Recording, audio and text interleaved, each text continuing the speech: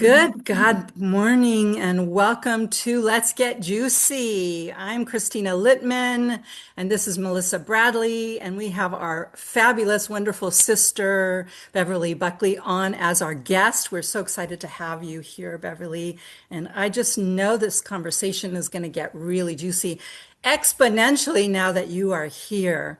And we are Yes. here to share our juiciness, that we are here to juice everything in life, that every opportunity and challenge is an opportunity for us to juice and learn and grow and just be in the joy factor of life. So sit down, take a deep breath with all of us. We're going to go into a centering practice and we shall begin.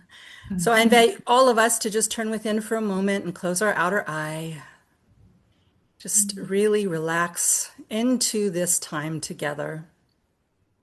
How grateful I am that we get to be together in this circle of love, that we're taking the time for ourselves and for each other, that we have a strong commitment to grow and strengthen as women, as people, as mothers, as sisters, and as aunties on this planet. And whoever's watching, we are here to grow and glow in God, in Source. So I'm grateful to know that, to be here now in the present moment, recognizing that we are all one. Regardless of circumstances, regardless of our perception, we are all one. And we are one in the loving juiciness of life. And so I bless this time together. I know that what is said here expands and multiplies the consciousness on the planet, and we are all transformed and transmuted into our highest vibrational self. And so it is. Shalom. Shalom. Mm. Well, Thank welcome, you so Beverly. much.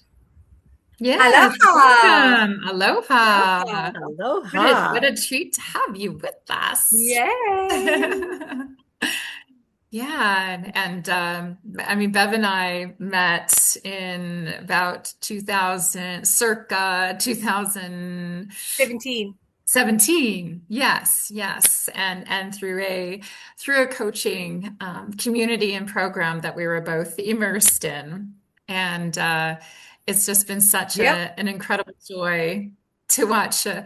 And your screen's frozen a little bit, but that's okay. Bev right now is currently in a bit of a storm, a windstorm in Maui, and so the Wi-Fi is a little bit here and there, but nonetheless, she is here, and we're I grateful am for that. here. I am She here. I am is alive. here. I am Uh, here. Yes. We've got Yeah, a bit of a storm happening. Yes, it's raining and it's windy, but that doesn't stop us being juicy.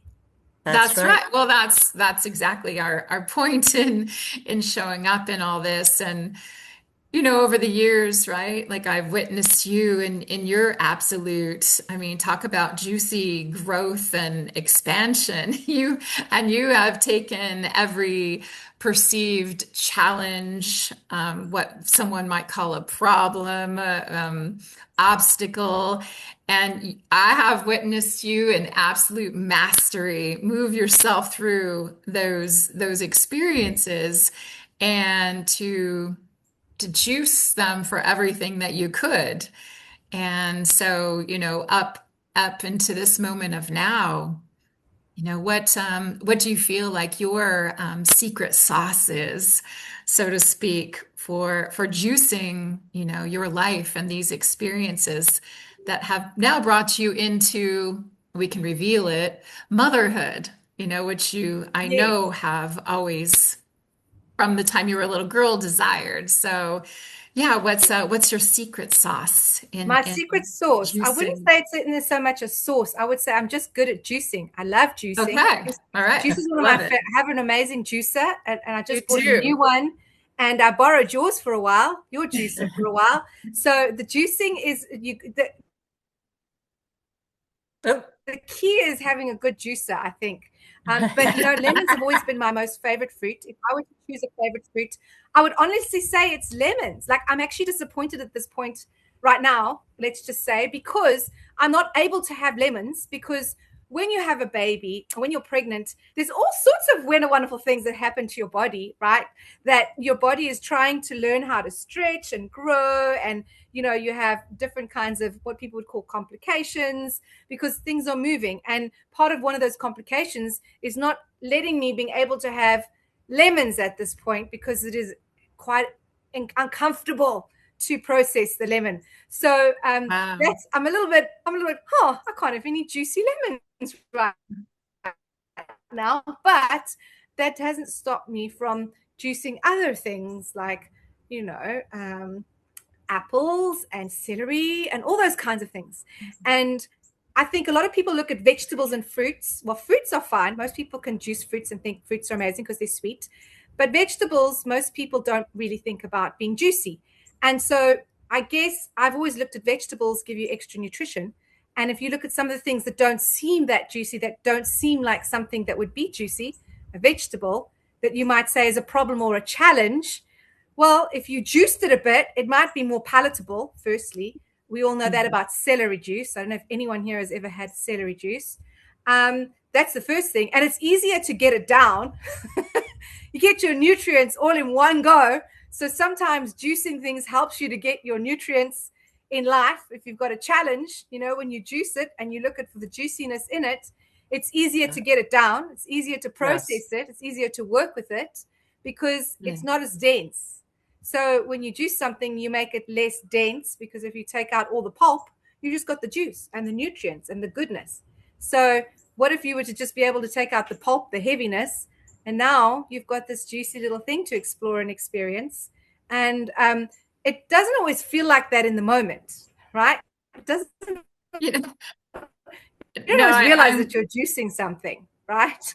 Right. Well, I'm thinking of, and you're freezing a little bit again, but that's okay. I'm thinking of like past relationship dynamics, right? Like some of your past relationship dynamics when you're talking about, juicing everything. I couldn't help but have a few giggles because I know what you've moved through in that regard. So, yes. Yeah. Past relationships. Let's talk about current. I mean, I know that currently in my relationship, I think every day being in a relationship, whatever relationship it may be, a lovership or a friendship, there's opportunities that sometimes we go, oh my gosh, are we really here? Is this really what we're doing?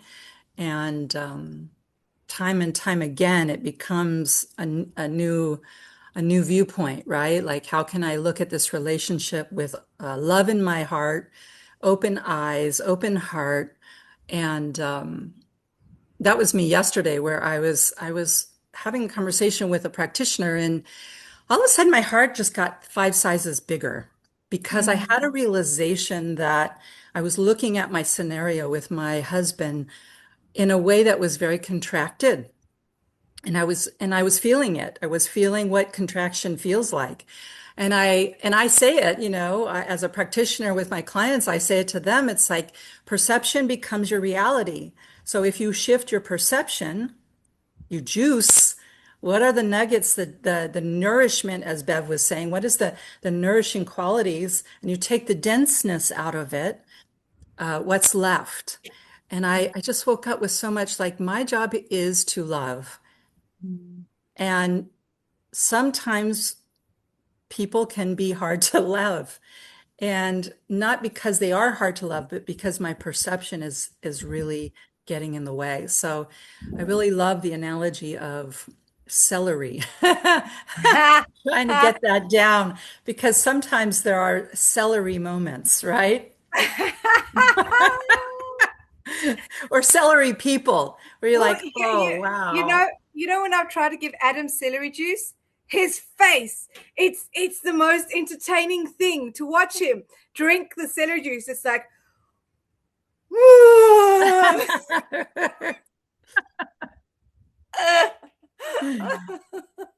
and for me, it's like drinking milk. I'm like, give me that milk. Give me that delicious divine drink right there.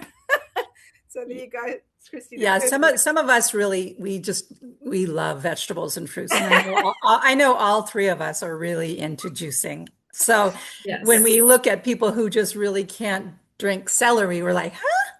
I can drink it straight up. I can drink it with stuff. I love it all. But not everybody is akin to, and I take that to a lot of people have stringencies of life where they're very contorted around what they'll eat or who they'll be with or what they'll say or what they believe. Or, I mean, we can just take the analogy and stretch it, right? As Totally. to how how are you embracing life? And I know the three of us are just juicy, divine mango, peaches, lilikoi, on because we like to suck the marrow out of life, so to speak. And so it's so much fun to have all of us on at the same time because Yes. there's such a triune nature, if you will, of the exponential flavor of life here. So I'm so excited to have you here, Bev. Thank Yeah. you for having me, Yeah. Christina. I know we've danced around for the last 2 weeks trying to get this call going. So it's pretty interesting with all the juiciness that's happened in the last 2 weeks of, Right. we've both had our little roller coaster I experience, know. celery experience. Right? Sure. Right. Yes, Just definitely. Sure. just when we think we're immune to certain things, like I got this, I'm good. And then something in life will go, really? Well, try this. How is this? How are you going to juice this one? I know, I know. I can just see the Oh, universe asking that question. Yeah, we're going to give this to her now. How's she going to juice that? I yeah, wonder. yeah, yeah, yeah. So we were having a conversation before we got on, Bev, and I would really like to introduce it and carry on. You were talking about holding motherhood as the top of the food chain, and I really liked how you said that because I got this visual about how reverence for the mother and mothering. I think it is time to bring back the respect and the honor of Mm, what it really takes to birth and blossom and nourish and nurture mm, yourself while nourishing and nurturing another human being that's coming from the spirit world through the body into the alchemized human experience. So, what say you? Carry on that conversation, sister. Oh yeah. wow, yes. Okay, I'm going straight into it. That's great. I Share love your that. juiciness with Yes. us. So I'm pregnant for the first time, and you did mention that. And I'm 43 years old right now. Proud of myself. And I've wanted to have like I always envisioned that I would have a child through my whole life. I never thought about that I wouldn't.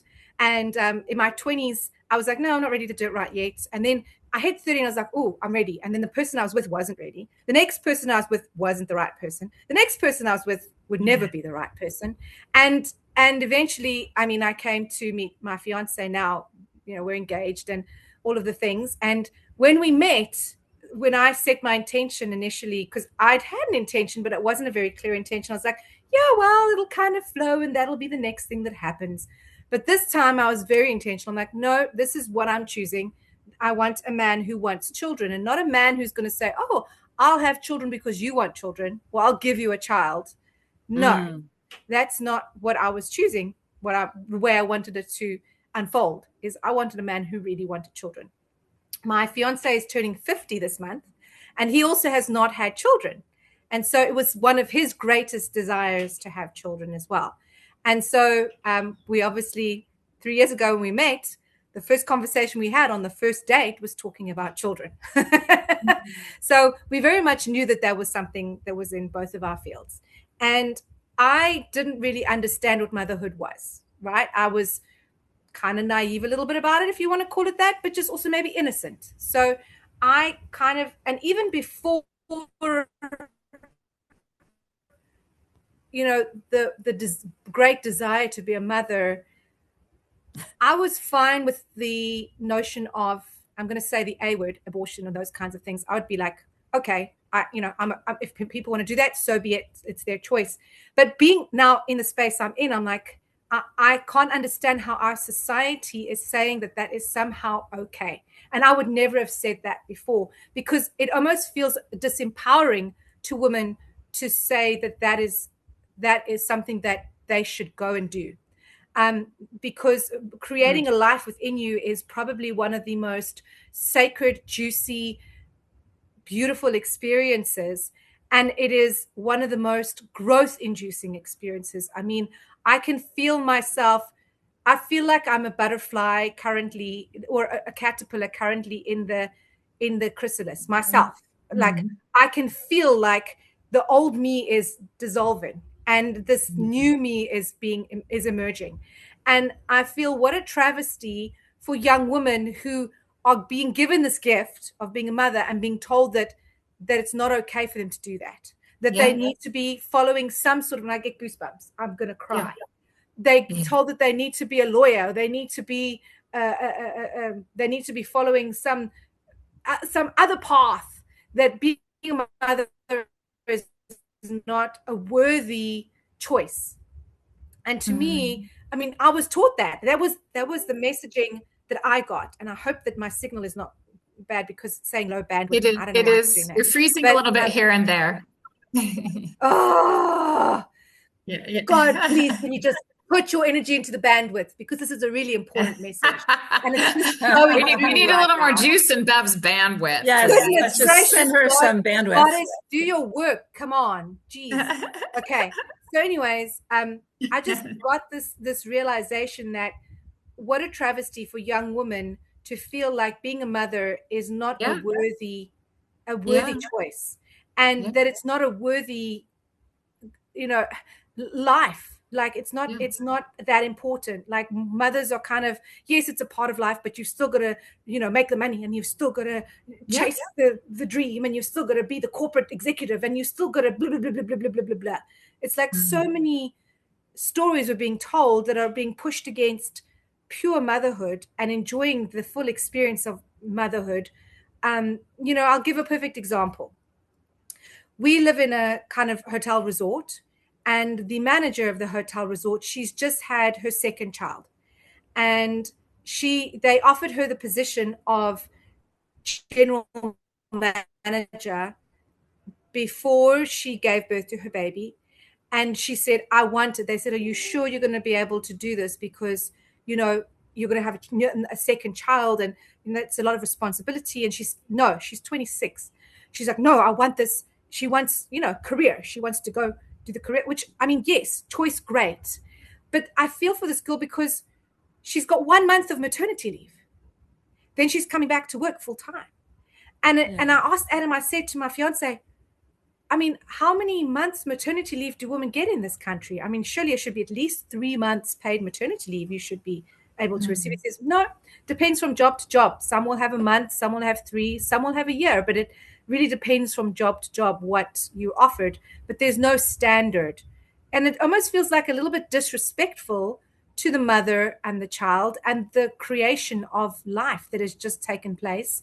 And she had a C-section, so that's going to take her 6 weeks to recover from, but she's going to come back to work after a month.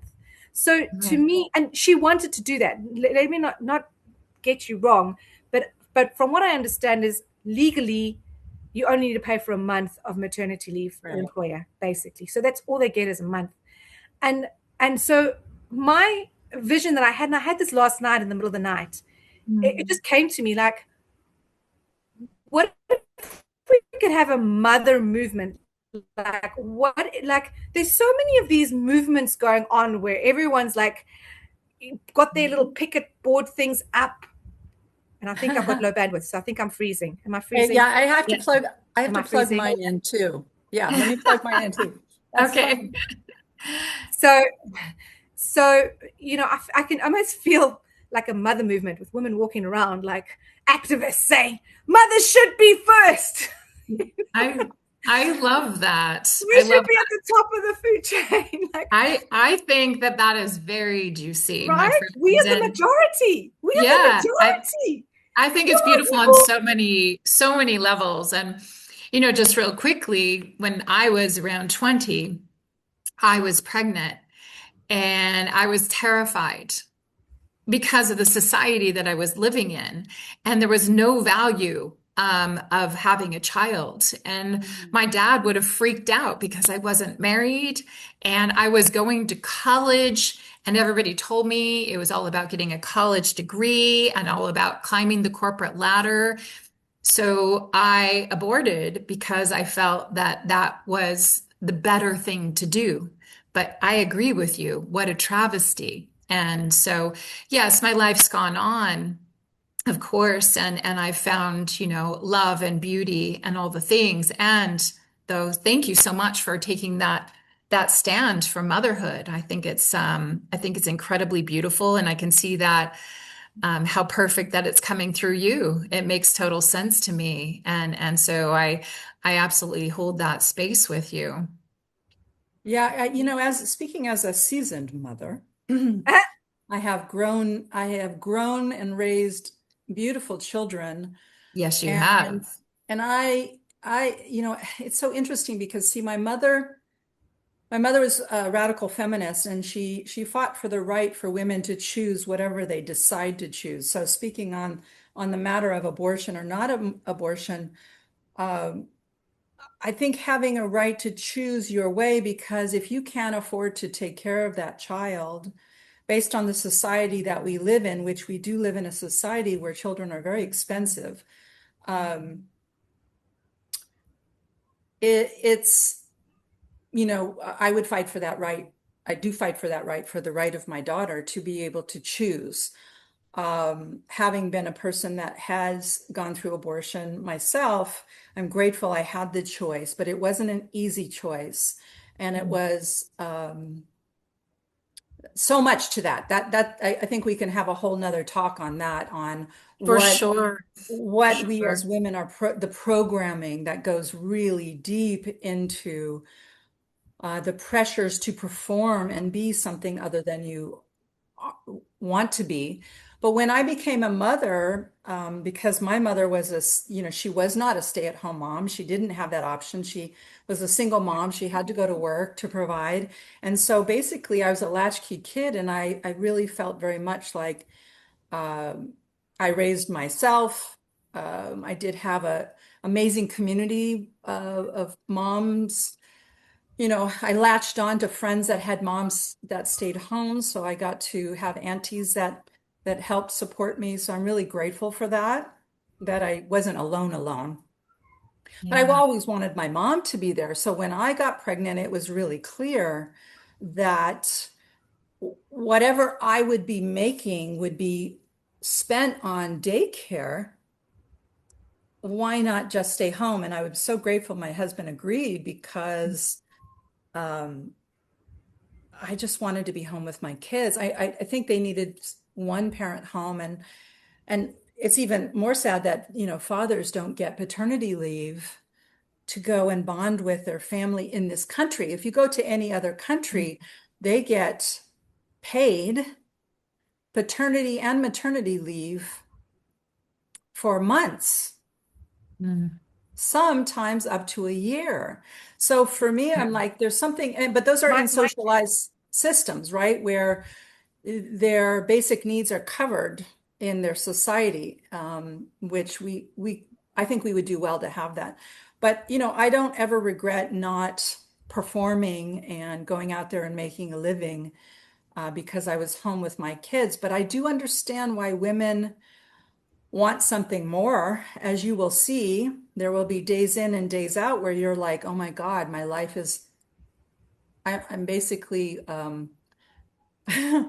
I'm a cow providing milk, and I'm exhausted, and my body is not my own. And there's ways that you won't know until you're there, where I just want to go have a self-identity for a moment. And those are times where you get babysitters, and it's really important, and you don't feel guilty about that. Like I'm telling you, as your sister, um, we had babysitters so that we could just go out and take a breath and then come back and be better parents. And this is the idea of a community can help you raise your child. And we need, I think there's a lot of reconstructing that needs to happen, so that we have a trusting community, and that women trust themselves to be mothers.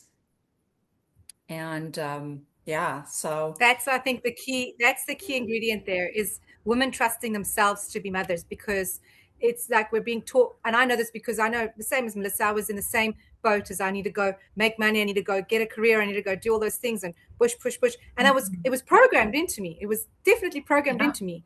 My grandmother oh, didn't have that. My grandmother was brought up with, oh, you're pregnant. She got pregnant out of wedlock.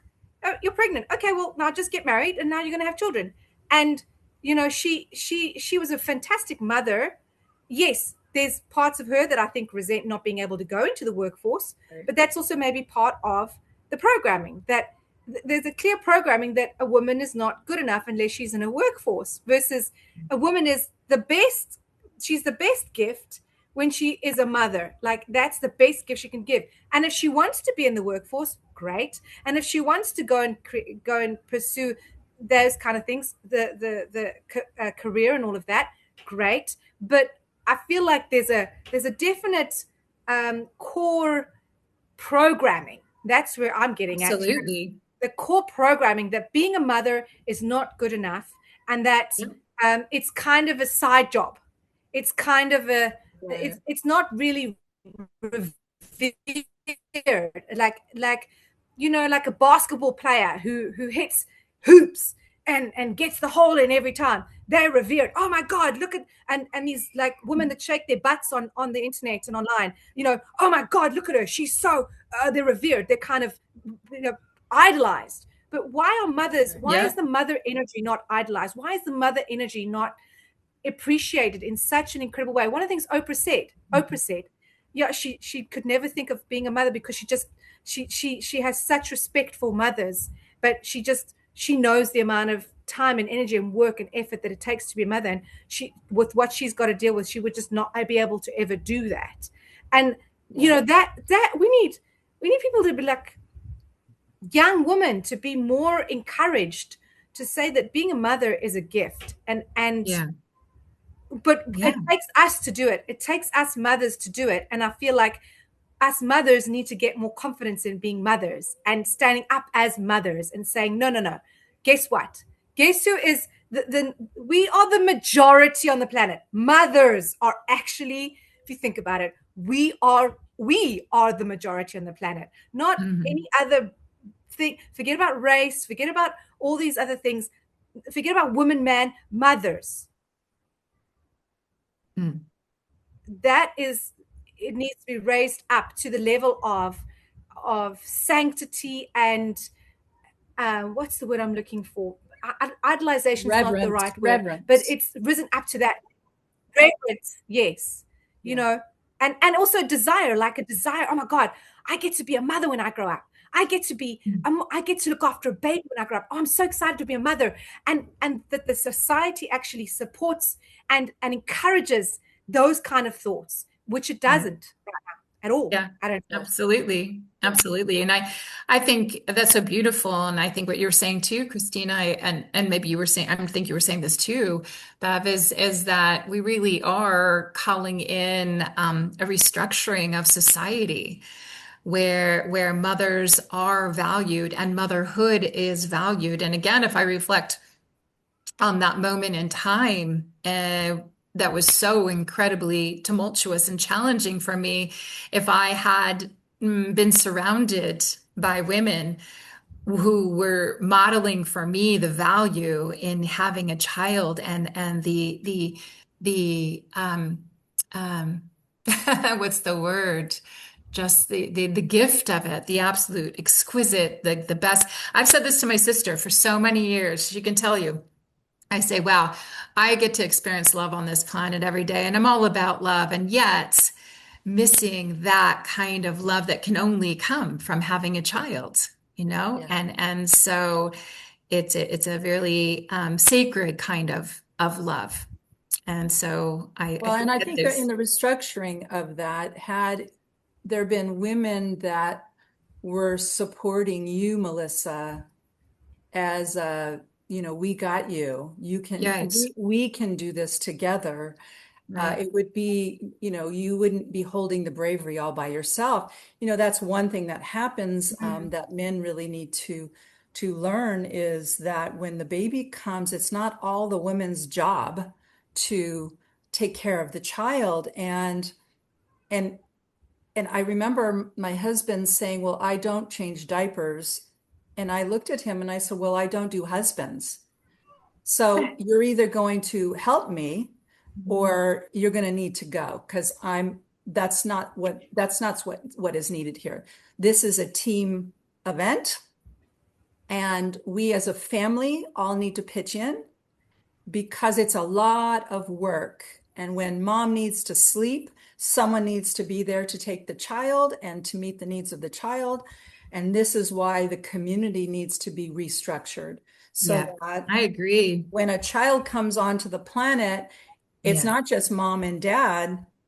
I mean, just the structure of society it just doesn't work because somebody has to go make a living. So they're like, my husband had to go to work 8 to 10 hours a day. He came home exhausted, bless his heart. And now he's got the job of being a dad, which he wants, of right. course, but he's so exhausted because now he's got two jobs and he's trying to give me a break so that I could go, to the gym or take care of myself so I can be a better mother. So when you have more people in your life, thank God for my mother and my mother-in-law. They came in and took over so that the two of us could go, take care of ourselves. But you need even more than that because not only that, you've got diapers and nappies and everything that need to be washed. And it is a job, and it is a job for a community, not just two people. So this whole idea of the nuclear family was where I think the fall of this family Yeah, dynamic happened, I right? agree. Like, no, in a tribe, there were aunties and uncles and Exactly. everybody was together and Yeah, and they were pitching in and sisters and brothers, they were just, okay, baby's crying, I'll yeah, grab the baby. You yeah, know, it wasn't left up to just mother to take care of this child. And what did the child learn? That somebody had their back, that their yeah, community had their back, that they could right, go to anyone in the community as a resource. I mean, Yes, I'm envisioning that, that we right. we all have that opportunity to yes. structure our And that, society. yeah, and that is juicy. That's the juiciness of this. And as Bev was saying, I love that so much, Christina. Thank you. And as Bev was saying too, imagine all over the planet, right, where we are more in village orientation, we're more in tribal orientation once again. And as they say, it takes a village, right? And it does. And where there is safety and Yeah. security and stability, and it's felt, and the baby feels it, and the mama feels it, and the dad and the aunties and everybody circling around this newborn baby and family, and in that safety and that security and that stability. I mean, would there, as Bev was saying, there would be no more war. There would be no more fighting. I mean, this is where people would be putting their life force, their attention, their focus, their heart, their soul into the holding of this entire unit of a family. So again, I can't think of anything juicier than that. I mean, that is really Well, beautiful. especially with what in the zeitgeist right now, what's in the what's up on the table for transformation with all the whatever's in the news about, protecting children, protecting women.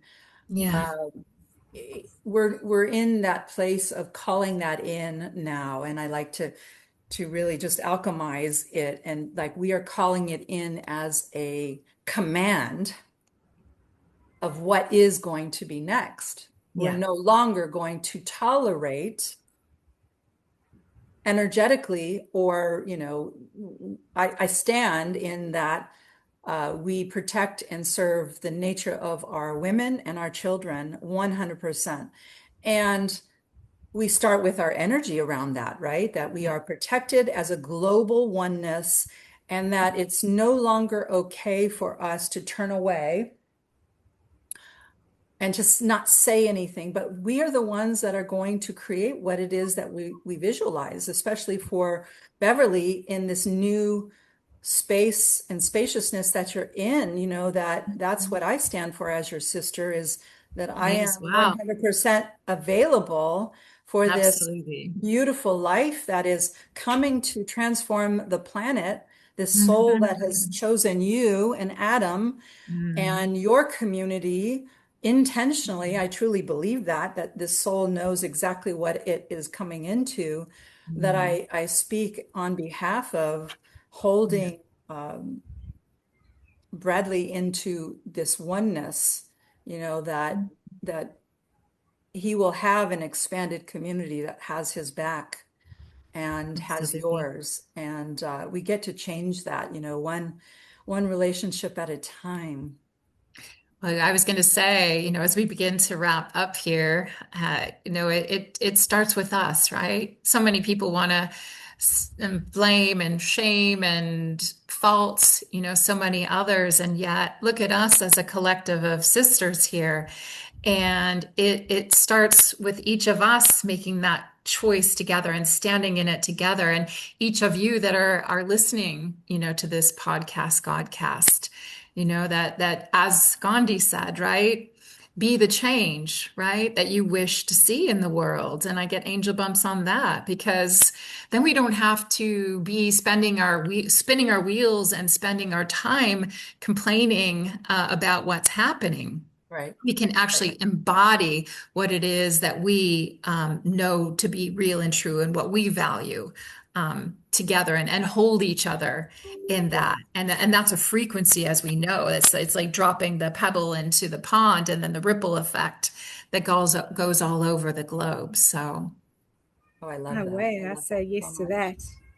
I say yes to yes, that as yes, well, yes, that it's yeah, an inside out, not an outside in. So, yes, yes. we are aligned with the highest potentiality of frequency, that presence that Ram Dass says, be here now, and here being the intrinsic nature that is God as you, God as me, God as we. That is the only power we actually really hold. I can't change anybody but myself. And Hmm. so when I change my mind, like you said, the pebble in the water, Mhm. changing the frequency and the perception changes everything. This conversation changed everything because we dropped into, the river of consciousness a Mhm. new way. A Yeah. new way is now making its way through and as the each of us. So I'm so grateful for this conversation. I'm grateful for you, Beverly, and for your Yes. baby and your Yes. beloved Adam, Mhm. and just blessing all the growth and Mhm. development and the learning as you are becoming a mother, right? You're learning Mhm. in real time with all that Bradley is teaching you in this real time. It's, being a seasoned mother, looking back, it was just it's such an honor and a gift to be a witness. I remember it as if it were yesterday for me, and I wouldn't have changed a thing. I love both of my children so much, and Yes, you all do. of Yeah. it, Yeah. embracing all of it. And so for all of you out there, bless you. Go forth and multiply the consciousness, the juiciness of your life. May it be wild and free and full of juice. Yes. Thank you so much for being here, and wishing you a juicy week ahead. And again, thank you, Bev, for joining us today, and sharing your Oh, beautiful juice with us. We're so mahalo grateful. nui loa. Mahalo nui loa. Mahalo nui Yes. loa. Yes. Aloha until next week. Aloha.